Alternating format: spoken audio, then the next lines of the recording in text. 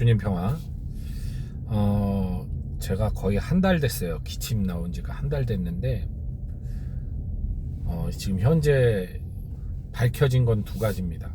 하나는 이 부비동염이라고 하죠. 축농증 같이 이 비강에서 코 뒤로 해서 기도로 넘어가는 이 가래가 계속 목을 자극해서 이제 기침을 계속 하게 만들고 있고요. 또 하나는 몇 년 전에도 그 고생을 되게 했었거든요. 그 에어컨 알러지 같은 거. 에어컨 바람 쐬면 기침이 계속 나요. 그래서 지금 며칠 전부터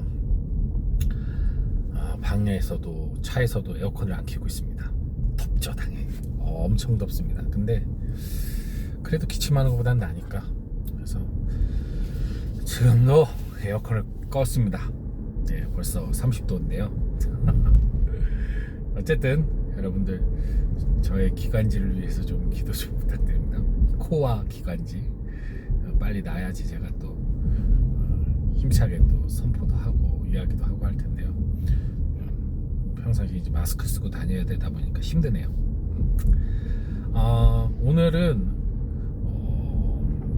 한 가지 여러분하고 그냥 나누고 싶은 이야기가 있어요. 오늘 복음 이야기도 되게 좋은 이야기라서 복음 나누기를 할까 하다가, 그거보다 요즘 여러분들에게, 또 저에게도 그렇고 여러분들에게도 그렇고 정말 한번 다시 또 돌아볼 수 있는 계기가 될 질문을 던지고 싶습니다.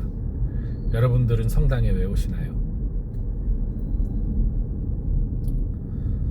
성당을 오는 어떤 이유가 있으실까요? 자, 우리가 어디를 방문하든 어디를 가든 가는 데는 목적이 있어요. 그죠? 친구 집을 방문할 때는 놀러 가는 거고요. 식당을 방문하면 먹으러 가는 거고, 호텔을 방문하면 자러 가는 거겠죠. 그죠? 뭐 옷가게를 가면 옷 사러 가는 거지, 옷가게 가서 밥을 먹진 않잖아요. 그죠? 네. 그렇게 우리가 어디를 가든 가는 데는 목적이 있습니다. 마찬가지겠죠. 우리가 성당을 가요, 주일 미사를 보러 가요, 목적이 있어야 돼요. 여러분 왜 가십니까? 의무라? 그건 이제 가장 우답입니다. 우답. 의무라 성당 가는 거 아니니까요. 하도 안 가니까 의무를 지은 거지. 주의를 지키라는 의무를 성당 가는 거로 한 거지. 그거는 목적이 아니에요. 의무라 가는 거는. 자, 한번 생각을 해보십시오. 좀 시간을 드릴게요.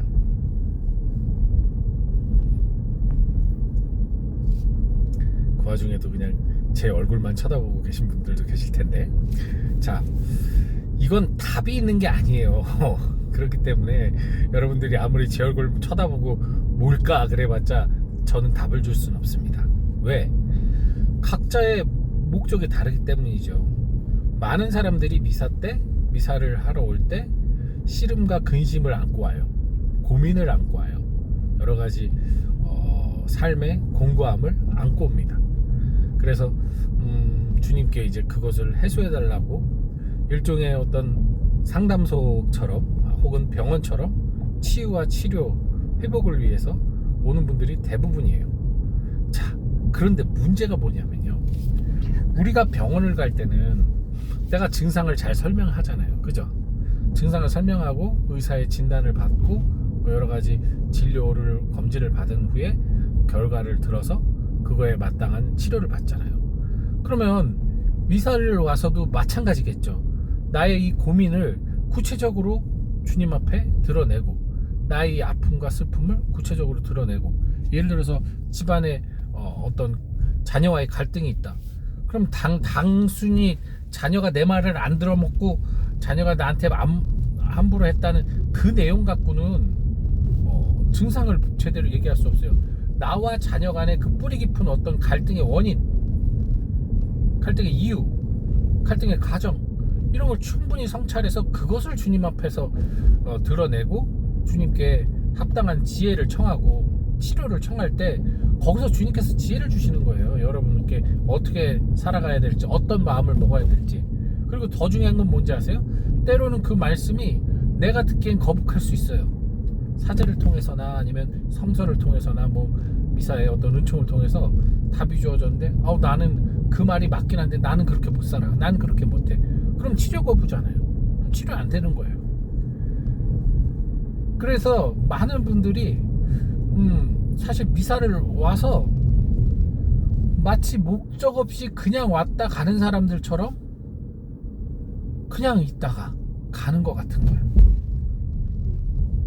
참새가 방앗간을 들러도 좁쌀이라도 하나 주워 먹으려고 들러요. 참새도 어디 가면 목적지가 있는데 어떻게 우리는 신앙인인데 성당을 볼 때 근심 걱정을 안고 들어와서 전혀 해소하지 못하고 다시 그걸 가지고 나가요.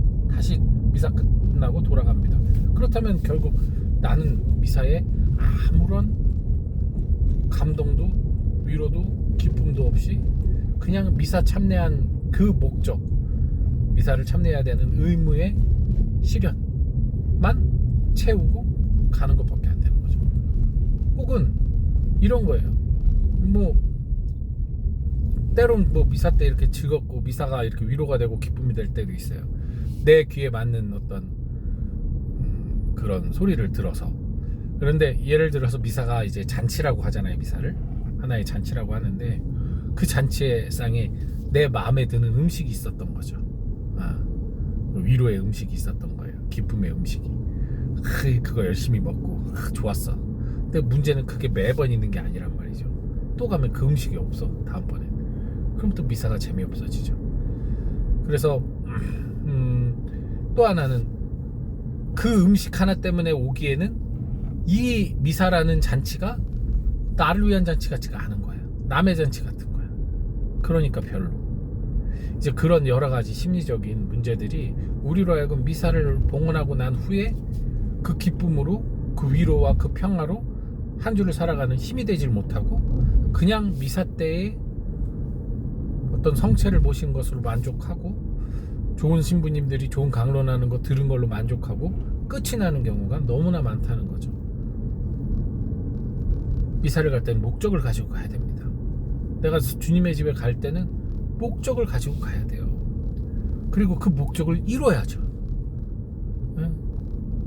목적을 이루지를 못하고 그냥 하소연만 하고 듣지 않고 나온다면 그 또한 어느 정도 위안은 될 수 있을지 몰라도 근본적인 치료는 되지 않겠죠. 그러니 여러분, 이 놀라운 은총의 미사, 어떤 기도보다도 더 놀라운 은총을 갖고 있는 이 은총의 미사를 그렇게 허투루 낭비하지 마십시오.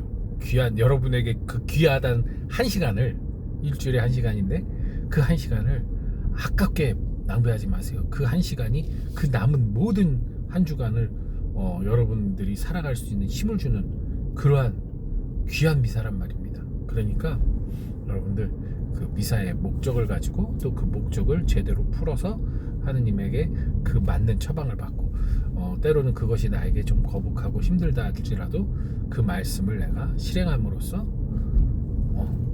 완전하게 치유를 받을 수 있는 그러한 여러분들이 되시면 좋겠습니다. 오늘 마리아 베안네 축일이거든요. 그 신부님도 본당 신부님의 표본이에요. 본당 신부님의 표본인데 공부를 못했습니다. 공부를 못해서 그 시대의 사제들보다 몇 년이나 늦게 받아요. 공부 못한 이유로.